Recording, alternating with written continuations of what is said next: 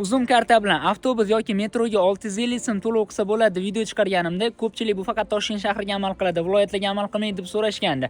Bu videomiz menimcha Uzum bankka yetib borgan, viloyatlilar uchun ham juda zo'r qulayliklar qilib berishdi. Hozir yangilik bo'ldi, sizlarga sira ulashaman.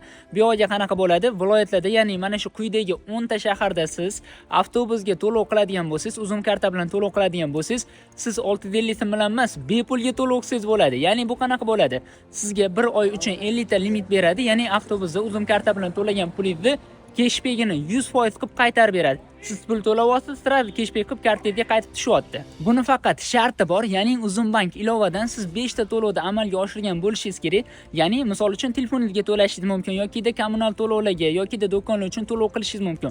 Shunda siz avtobuslarga bemalol Uzum karta bilan to'lov qiladigan bo'lsangiz, to'lagan pulingiz 100% cashback bo'lib qaytadi.